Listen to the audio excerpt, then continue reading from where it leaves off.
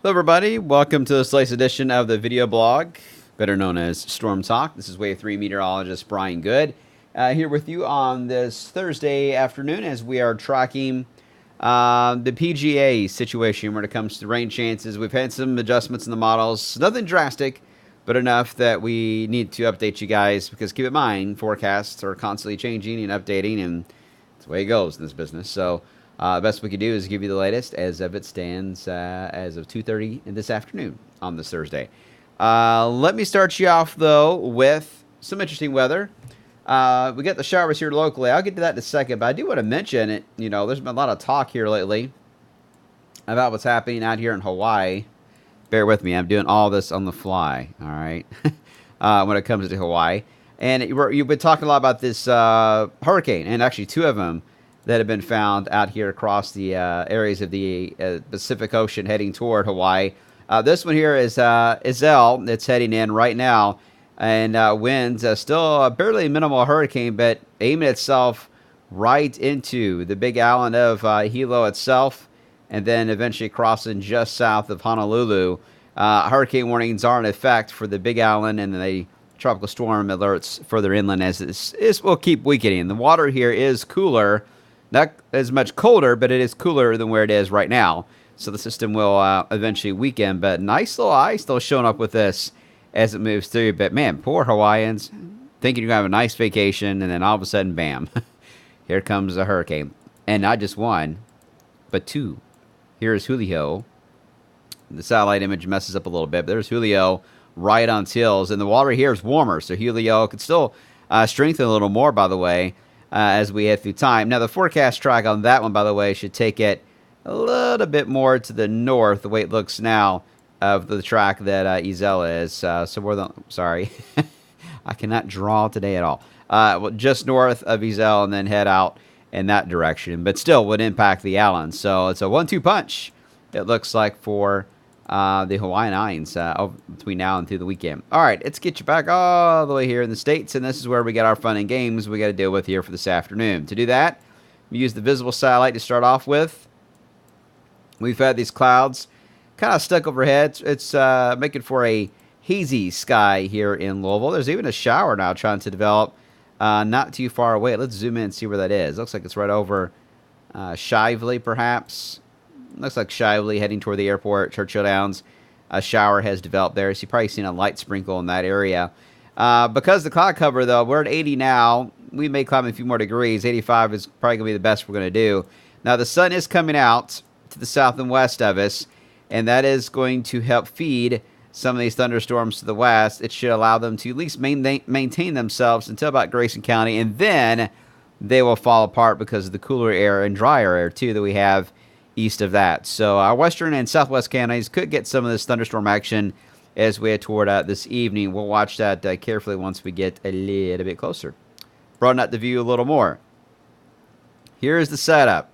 Man, this thing looks nice in the satellite image anyway. I mean, you can clearly see the spin west of St. Louis where the low pressure is. And there is a warm front that is attached to that. That warm front's going to head northbound as we into late tonight and early tomorrow. That'll bring us a thunderstorm chance for early on Friday. And then we'll have to deal with the area of low pressure itself as it scoots across the areas of Kentuckiana for the day on Friday. Let me show you what it looks like in the models. This is the best way to demonstrate it. This afternoon, those storms make a run at us from the west, and they just, fall apart. But then we get the warm front that's going to move in as we head towards sunrise. And the warm front's going to be stretched out in a fashion just like this. There'll be some showers and thunderstorms along the front as it surges northbound. I know that at this point they're going to be pretty much getting ready to head off to the tee to start off the championship there Friday morning at this time. So there could be some downpours around the area. So there could be a slight delay in the morning hours of the championship, especially if there's any lightning involved here. As we advance it further, there could be a break as we get into the afternoon hours to where if there's any delay, they can resume playing, no problem. But see these little downpours? You got to keep in mind, the warm front at this point is going to be stretched out to the north here. It's going to be a much more humid atmosphere, so it won't take much. Just a little hint of sun here and there, and you're going to start getting these little pop-up showers and thunderstorms developing. The highest concentration, as we've been saying, and I still think that holds true, is likely to be found mainly across Kentucky. Then it will be Indiana. Louisville is going to be on the edge of all of that. So we'll just have to fine-tune it once it gets a little closer. So we'll keep that in mind.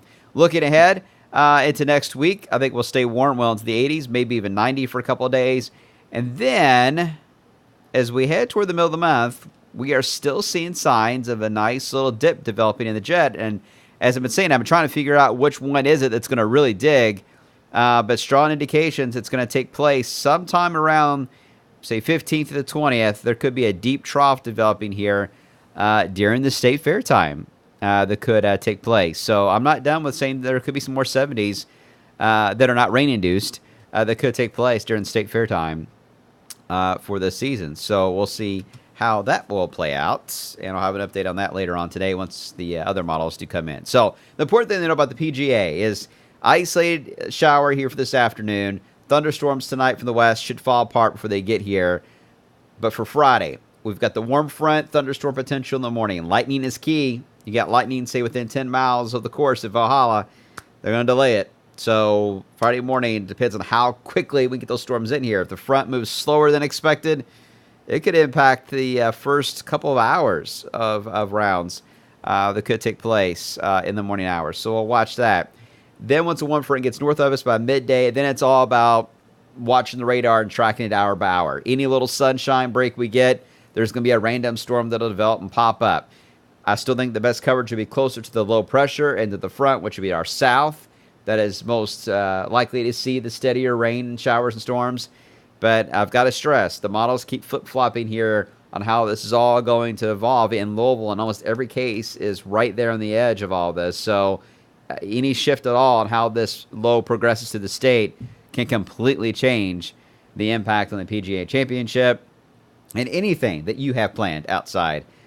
We could easily go from just isolated thunderstorms to a steady rain for several hours on Friday. Not ruling that out. If that happens, we're not getting out of the 70s.